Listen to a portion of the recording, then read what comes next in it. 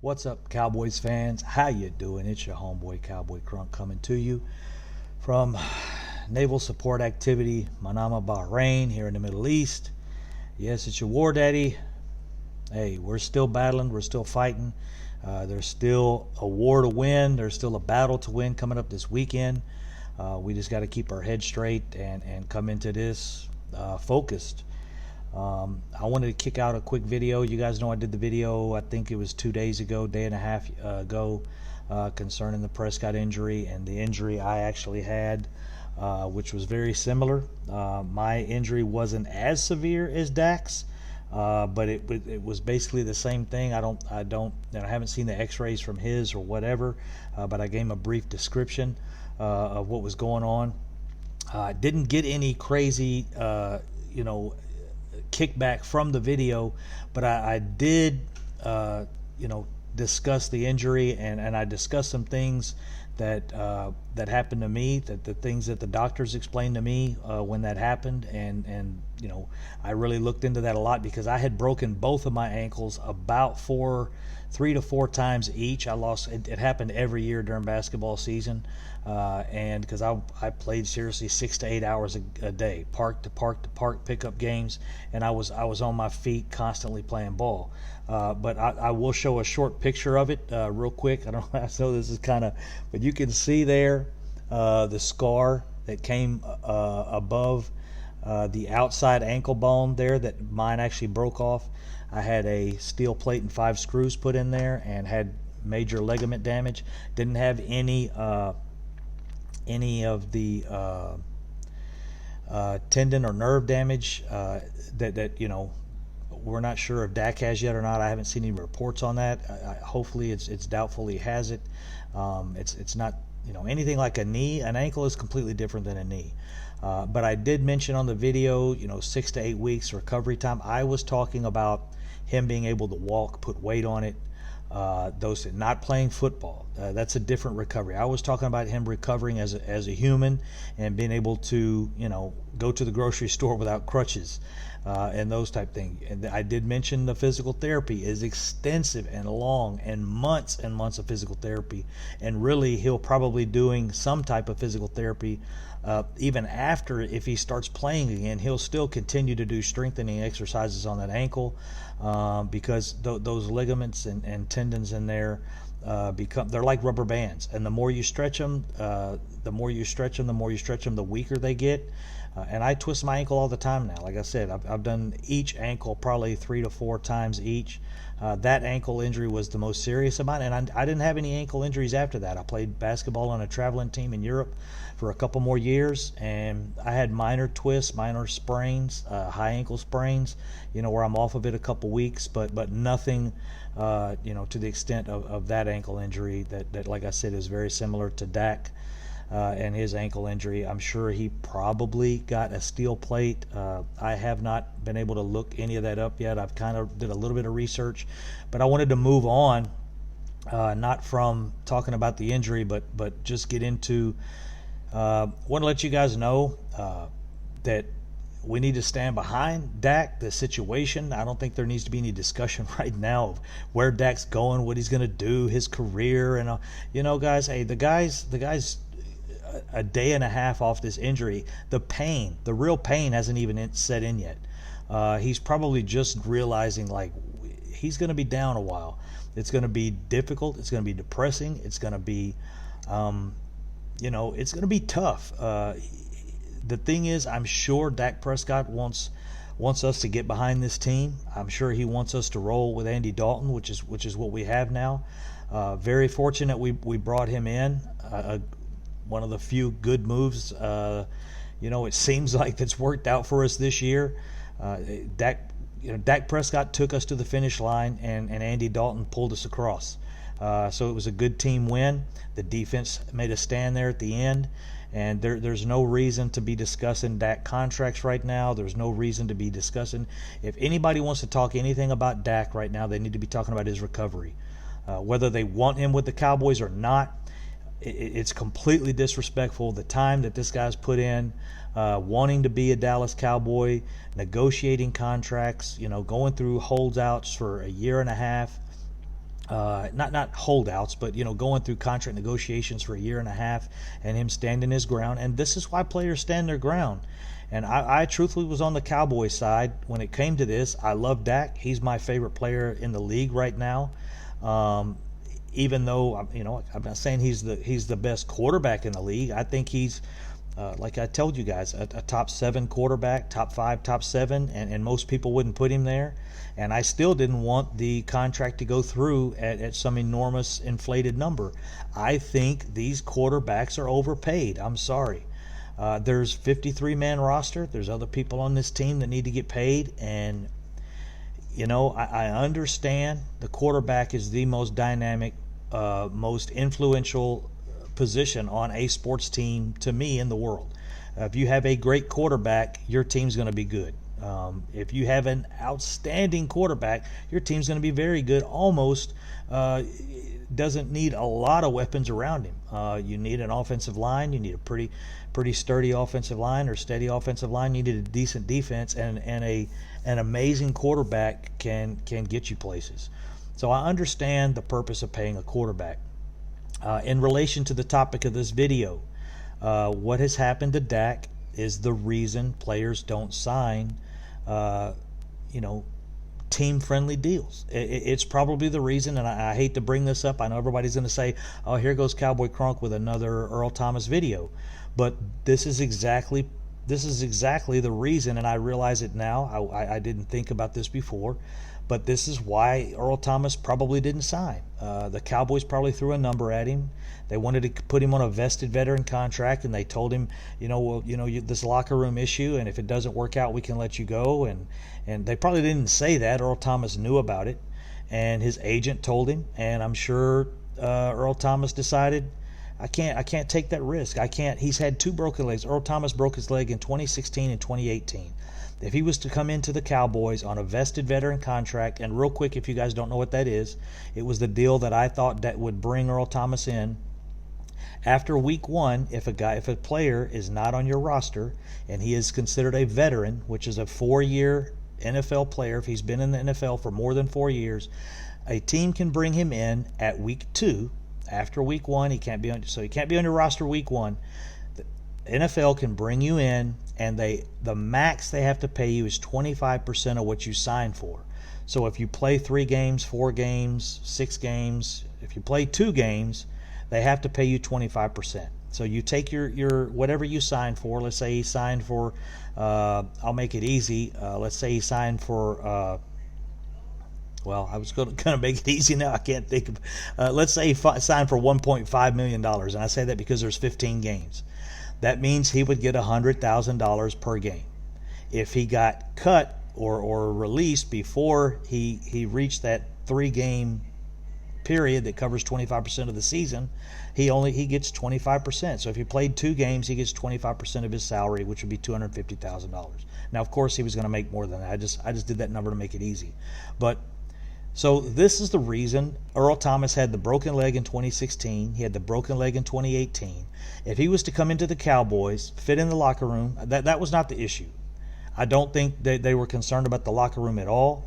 I think what they were concerned about was getting him in. And I still think, and I'll hold to it, that's the reason Clinton Dix was released. I think that. I'll stick with it. It's my thought. And the reason I say that is because I think what happened is they released Clinton Dix. They went to Earl Thomas. They had already kind of negotiated a contract. He sat down and looked at it with his agent, and after they looked it over and they thought about it, and Earl Thomas said, if I get hurt and I have a broken leg in 2016, a broken leg in 2018, and I play 5 games for the Cowboys and break my leg and I get 5 game checks and I'm sitting out, I go into 2021 looking at his resume would say kicked out of the Ravens locker room, didn't really get along with Seattle, and he's had 3 broken legs. Versus if he sits out this year, his resume says had some issues with Seattle, had some issues with the Ravens. The broken legs are kind of forgotten because he hasn't had an injury in a year and a half, 2 years, but he sat out the season to get his personal life back together. And he can say, I've got my personal life back together. Everything's going smooth. Everything's great. I want to play football again. and teams will pick him up, maybe sign him to $8 million, 1 year deal, or maybe somebody gives him a 3 year deal similar to what he had with the Ravens. Maybe less money, of course, but a deal that at least is worth going to the bank, writing a check for. At least worth putting your career on line. I mean, is it worth him coming to the Cowboys for $4 million or $5 million, maybe whatever the Jones offered him, and he takes an injury and then sits out the season and then has those other issues as well, plus the previous 2 broken legs, and you have to throw that into the equation. And I could almost, with all the secrecy we saw this year. And as bad as I know Jerry Jones wanted this to happen, and he actually said it on one of his podcasts that, there are things that we can't discuss. There are financial things and things about contract we just can't, put out. But I want to make this team better today. I'm here to make this team better today, and if I could make this team better today, I would. But it made it sound like to me that when Jerry Jones stated that, and this was about 2 months ago, I put it in the video I put out 2 months ago, that it made it sound like Jerry Jones, had kind of made him an offer, but Earl Thomas, it just, they weren't going to offer him what he wanted, is what it kind of equated to. And they weren't even talking about Earl Thomas. He was talking about in general. But the question was given to him in the beginning was about Earl Thomas. So, I didn't mean to, get off subject, but I wanted to tell you how this injury that Dak Prescott has relates to the Earl Thomas situation, and it does. Dak Prescott is going to get a contract. The Cowboys are still going to try to negotiate a contract with Dak Prescott. This is not a injury such as a knee or a back. An ankle injury with a steel plate or pins is something you can come back from. It will probably take, truthfully, about 2 years for it to get to full strength. But I would think within a year he's gonna be pretty much where he was a week ago before this happened. It depends on a lot of things. There's a lot, but as hard as Dak works, what the Cowboys have access to, what Dak has access to, you can just guarantee he's going to be back. They're going to try to work a deal out with him. I hope it works out. I wish he would have accepted the deal that was offered to him earlier. Like I said, I'm not a big fan of taking these quarterbacks and making them the number 1 paid player in the league. And every time a player comes up, you gotta pay him more than you paid the last guy. That ain't how it works in the normal world, and that isn't how it should work in the NFL. And if you do that, I think you're just hurting the rest of the team, and I think you're setting a bad example that as a teammate. You've got to leave money on the table for other guys that you care about. If they're your team, if they're a family, like you guys walk up and down the sideline and say, then be reasonable about your offer and accept a reasonable offer. And I'm not trying to get you to accept some mediocre halfway ass. I'm not a Pro Bowl player. I wasn't leading the league in yards and those type things. Dak deserves money. He deserves big money. And he probably deserves, close to this year now, because we've waited, close to what Patrick Mahomes but I don't think any quarterback should be. I don't think that should be a rule. Just I'm up next, I get more. To me, that's ridiculous. It's stupid, and you can't do that across the board. So why do it with one player? I want Dak to get his deal, and right now, like I said, nothing needs to be discussed other than, Dak getting a deal, Dak coming back, Dak's rehabilitation, and these other things shouldn't be a concern of where he's going to be. What he's nothing has changed. Nothing has changed because Dak had an injury. The only thing that changed is who's our quarterback the rest of the season, until he gets better, and he's our quarterback again.